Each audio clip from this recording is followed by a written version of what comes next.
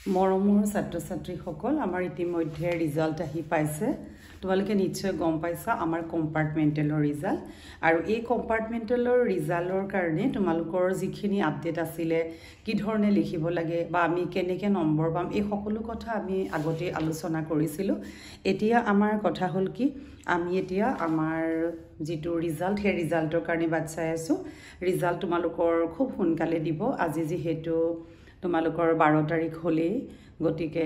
খুব মানে সোনকালে তোমালোকৰ ৰিজাল্ট আহি পাবহি আৰু এই ৰিজাল্টৰ ওপৰত তোমালোকক মই কেটামান কথা কওঁ বহু ছাত্ৰ-ছাত্ৰীয়ে মোক সুধিছিলা যে আমাৰ যেটো কম্পাৰ্টমেণ্টেলৰ ৰিজাল্ট এই ৰিজাল্টত মেম 25 মাৰ্কস কৰিলে হবনে হেহতিয়াকৈ মই কৈছো তোমালোকে যদি 25 মাৰ্কস ডেসক্ৰিপটিভ বা 45 মাৰ্কসৰ ভিতৰতো যদি তোমালোকক 13 হে লাগে গতি 25 মাৰ্কস কেতিয়া লাগিব যেতে 100 নম্বৰ কোৱেশ্চনখন কৰিবা 25 মাৰ্কে যদি তোমালোকে লিখিছা শুদ্ধকে হলেও তোমালোকক ইয়াত মানে 25 মাৰ্ক হলো তোমালোকক পাস কৰাই দিব বুলি বিবেচনা কৰিব বুলি মই তোমালোকক কথা দিছো তোমালোকে বাকি দিনে তো জানাই অকমান নীতি নিয়মবোৰ হলনি হৈ আহিছে গতিকে তোমালোকে যি সকল ছাত্ৰ-ছাত্ৰীয়ে ডেসক্ৰিপটিভ হটো তোমালোকে 13 পাবৰ কাৰণে কোৱেশ্চন এনসাৰ যদি লিখিছা ভুল হল বুলি ভাবিব নালাগে যদি হৈছে তোমালোকক মাৰ্কস দিবই তোমালোকে পাস কৰিবা আৰু তোমালোকৰ এমসিকিউ যেহেতু এক মাৰ্কস থাকে গতিকে এমসিকিউ তোমালোকৰ যদি ভুল হৈছে কেতে নাভাবিবা 10 মান হলেও তোমালোকক 13 দিব নিশ্চয় বিবেচনা কৰিব 10টা যদি তোমালোকে শুদ্ধ কৰিব পাৰিছা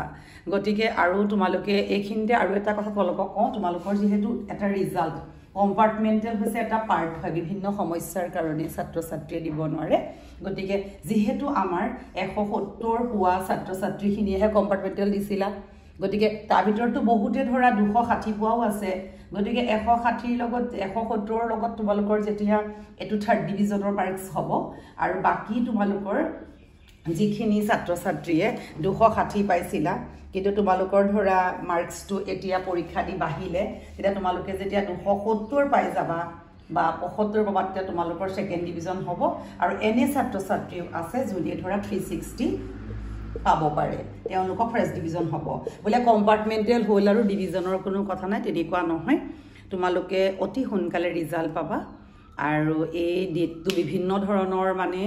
মনৰ পৰাহে কৈ থকা হৈছে তাৰিখ বিলাক বিভিন্ন ধৰণৰ ভিডিও বিলাকত আসলতে সঠিক তাৰিখটো উলোৱা নাই তথাপিতো আমি জানো যোৱা বছৰো এনেকুৱা সময়তে পৰীক্ষা হৈছিল একেই নিয়ম একেই কথা খালি এটাই তোমালোকৰ নিয়ম হলনি হৈছে যোৱা বছৰ মাত্ৰ এটা পাৰ্টৰ হৈছিল ডেসক্ৰিপটিভৰ 45 মাৰ্কসৰ ভিতৰত এবাৰ তোমালোকে দুটা পাৰ্ট দিবলগীয়া হৈছে তোমালোকৰ কাৰণে বহুত সহজ কৰি দিছে তোমালোকে যদি লিখিছা আৰু কোৱেশ্চন কৰিছা তেতিয়া হলে মই তোমালোকক কথা দিছো তোমালোকে 10 পালো এমসিকিউ তোমালোকৰ 13 হ'বই